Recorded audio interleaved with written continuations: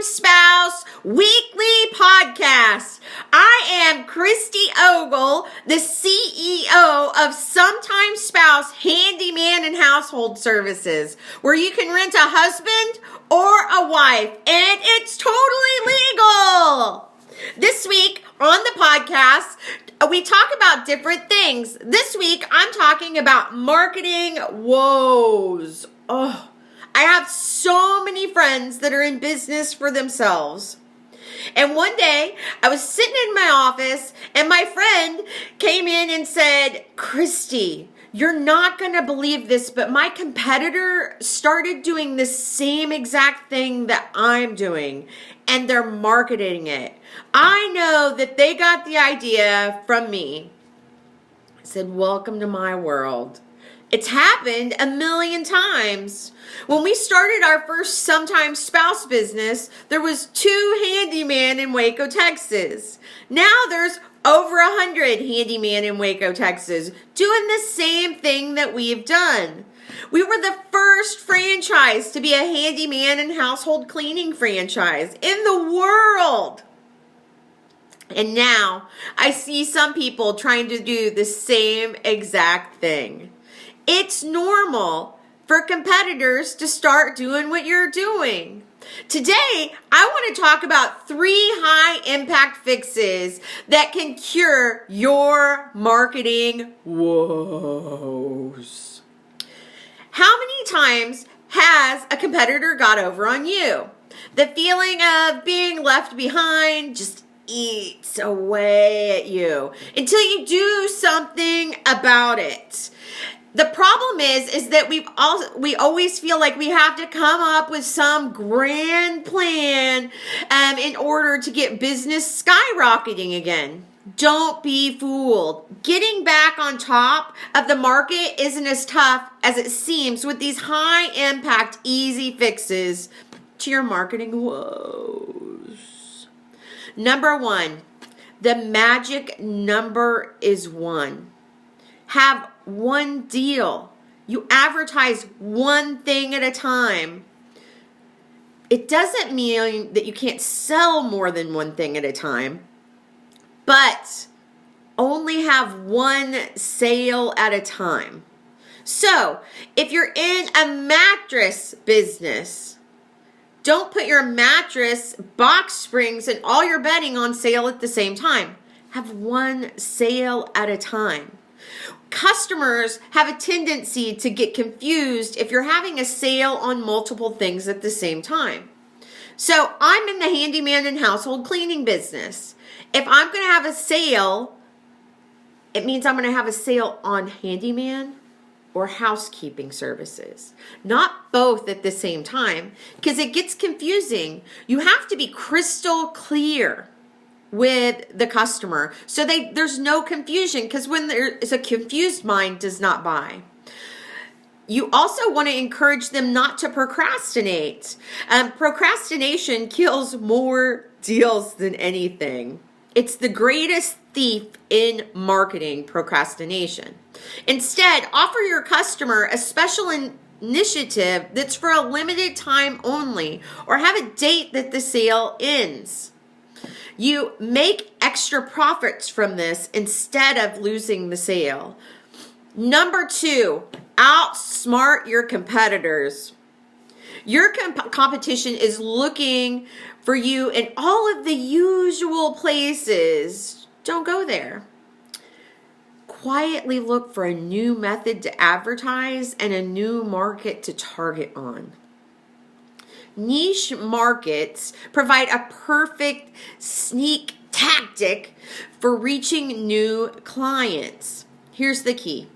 Subdivide your current market into smaller, more specific niche markets. Familiarize yourself as a pro in their corner. Leave your competition in the dust with the intensity of the new prospects coming into your business. So there's a great book that explains this in detail, and it's called Red Ocean, Blue Ocean. So most businesses are in the red ocean where there's a feeding kind of frenzy for the business. Gym memberships. Everybody wants a gym membership. There's so many different kinds of gyms. And there's a feeding frenzy. And there's so many sharks in the water. There's blood everywhere. And it's a red ocean because they're all competing for the same exact market. Everyone that wants to go to the gym and get fit around the first of the year, right? That's a red ocean.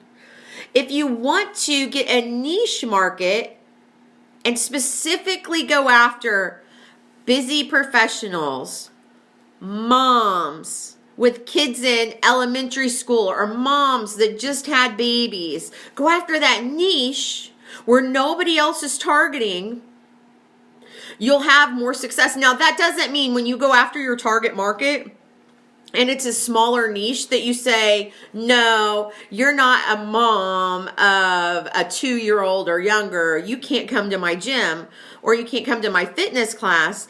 It's something, they'll come, but you target those people that you really specifically want to go after. People that would know, like, and trust you. People that have similar things, especially if it's a service-based business.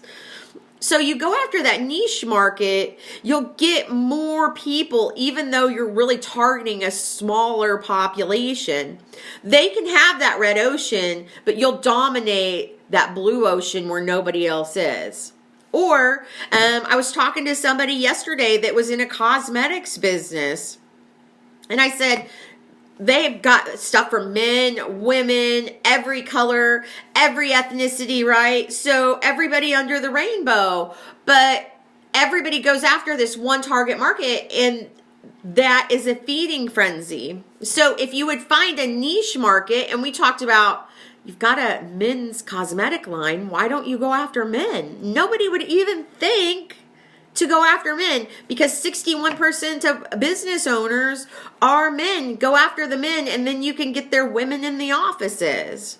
Just, wow, I never really thought about that. Yeah, talk to men, share with men, blah, blah, blah, men, and then you'll get all the women that come along with it, but you have to specifically go after the men. Nobody else is targeting men in the cosmetics market, even though you have a whole men's line.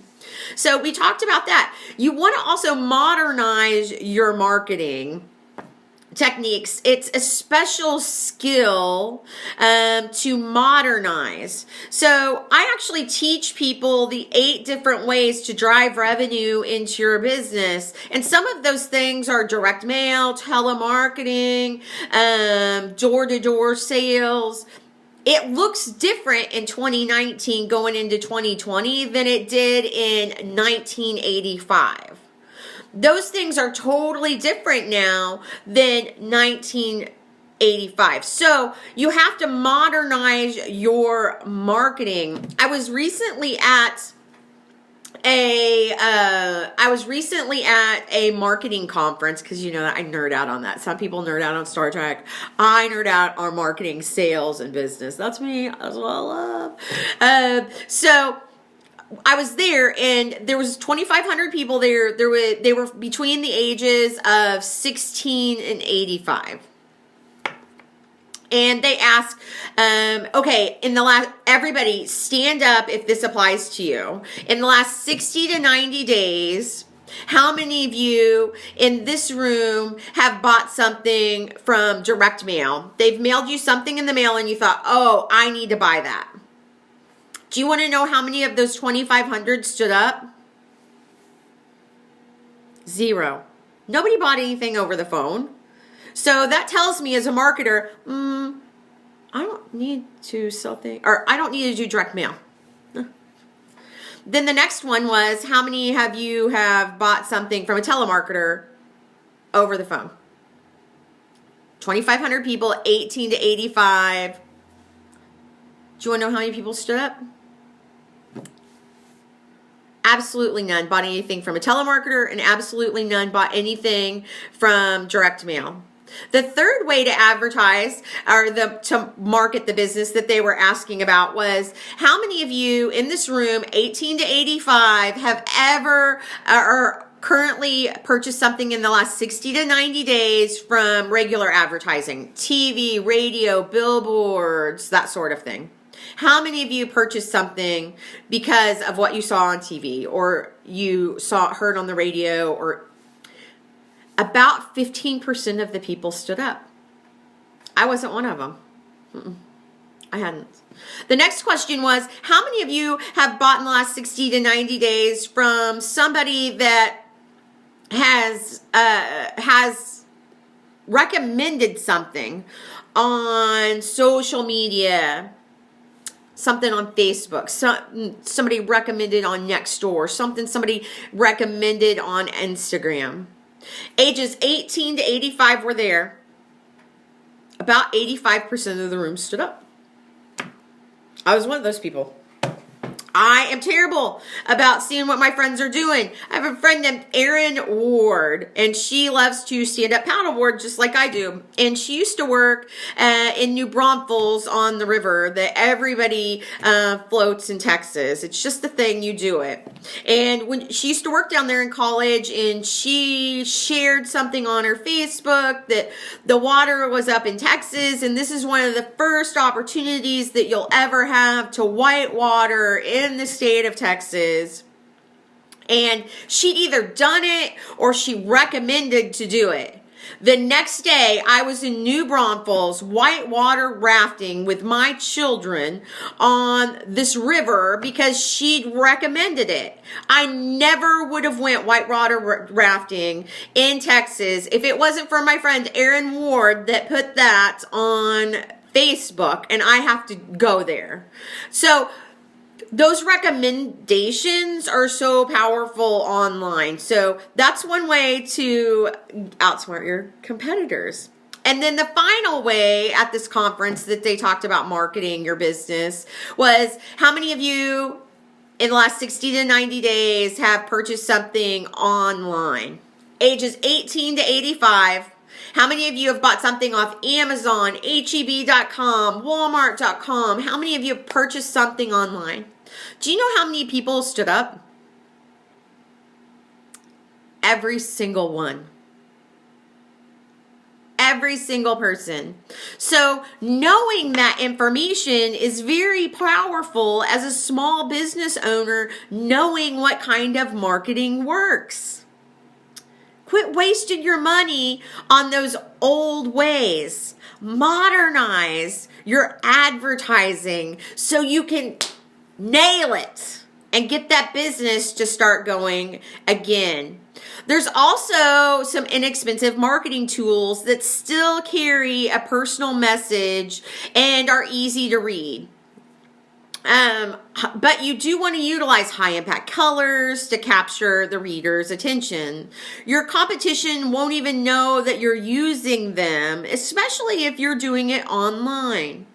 So you want to modernize it and make it eye-catchy. So when you're advertising online, and especially on social media, what you're really doing is you're not just competing with those competitors, you're competing with all of that noise. So when they are online, what you're actually doing is slowing their scroll. You want them to stop and look at what it is with your business. So number one, the magic number is 1. Just have one thing on sale at a time. Don't confuse your customers. Number 2, outsmart your competition. And number 3, encourage communication. Communication is critical to understanding your customers. Encourage them to ask questions and interact with you online during a sale and throughout the time that you have with your customers. Social media is so powerful. Before social media, to interact with our customers, we had to pick up the phone. We had to see them face to face, but we can interact with our customers every single day, 24/7 if we wanted to, because of social media and online. Provide convenient contact information on all of your sales materials for your customers to be able to communicate with you. People don't necessarily like picking up the phone and calling you anymore. They like going online and seeing what you provide, but they also like texting you. They also like Facebook messaging you. They like Insta messaging you. They'll call. They like sending emails. So you need to have multiple communication communication channels to get to your business, and you need to check them pretty often. I was talking to somebody the other day and they said, how do you get a hold of me? How do you get a hold of you? And I told them all these different ways, and I was like, don't contact me on Twitter. I never check my Twitter account. Like, that's one way I realized I need to get better at checking Twitter and LinkedIn, because I'm terrible. I hadn't checked my Twitter account in probably 5 years. Okay, 5 months. But like, I need to check that all the time, because if people try to communicate, it's an instant society. They want an answer. Get back to them quickly. And when they ask questions, don't leave it there for 5 months on Twitter. Actually answer them.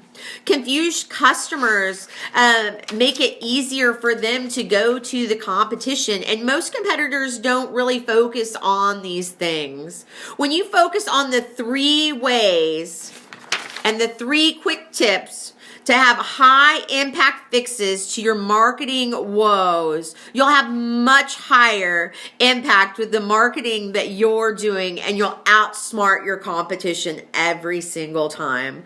I'm Christy Ogle with Sometimes Spouse. Occasionally you need a spouse without the hassle. Thank you for joining us for our business podcast, the first one of November. Have an amazing day, guys. Bye-bye.